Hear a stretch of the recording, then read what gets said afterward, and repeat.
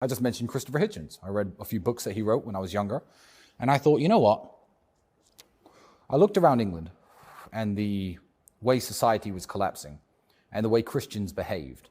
I mean, this pride flags in churches, this is a relatively new phenomenon, but let's just say it started with versions of reality I saw like that. And I thought, you know, Christians don't really stand for anything anymore.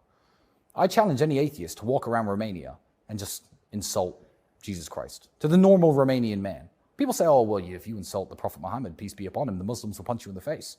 Go and do that in Romania and insult Jesus. The Romanians stand for something. And I saw how Christianity holds this country together. You couldn't wear that watch in London. Walking around London with that watch and no bodyguards could be a death sentence. You could get as drunk as you like by yourself in any bar in Bucharest with that watch on and no one's going to steal it from you. The Romanian people are good people, and Christianity is what helps hold the society together.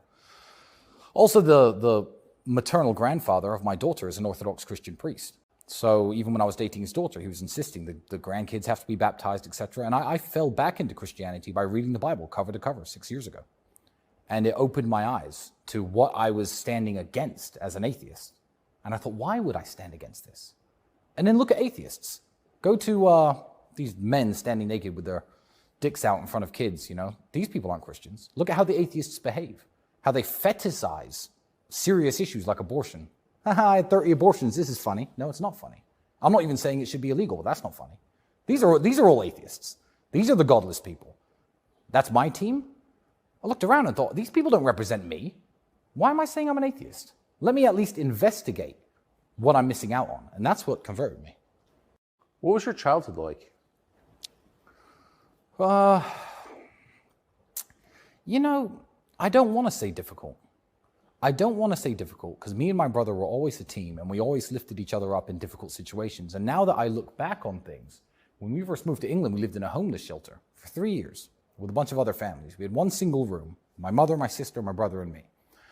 And when I was a kid, like you'd go to your friend's house at school and then he'd be like, I'll come to your house next weekend. And my mother would have to explain to his mother, look, he can't come here. We live in a homeless shelter. But it never really hurt me at the time. I didn't feel like I was hard done by the world. I didn't feel like a victim. I didn't have this victim mentality because my father wouldn't allow me to think that way. So I can say it was difficult in retrospect compared to how my kids are going to be raised. They're going to have a much easier life than I had. But I didn't have a difficult time dealing with it when I was going through it.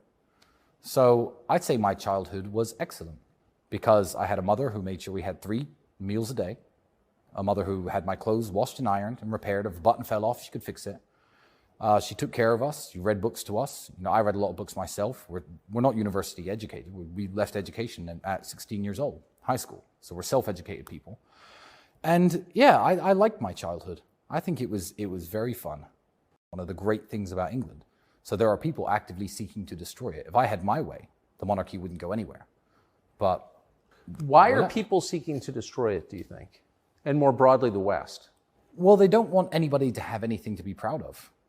It's the reason buildings are ugly. It's the reason they'll take down your national flags. It's the reason they allow mass amounts of unchecked immigration of people from different cultures, some of them good, some of them bad, to flood into your borders. They just don't want anybody to have anything to rally behind, whether it be a flag or a monarch. So then they can just divide people and tell people how to think, what to do, how to behave. You know, if I say, no, Queen Elizabeth has these certain values and I'm British, so I'm going to have the same values as her. I'll give you an example. I like to speak the Queen's English. Now it's the King's English, but that's what it's called. English people can't even speak their own language anymore. You ever been to London? Heard their accents? Yes. I know Americans who are illiterate, but it is the English language, so I'll bully the English. There are British people who speak one language and can't even speak it right. No. Speaking the Queen's English was the standard we used to set for people to communicate with one another. That's gone. So it's sad that these people want to destroy the foundations of almost every society. And what better way in England to destroy the foundation of British society and British patriotism than destroying the crown? Where did your views come from?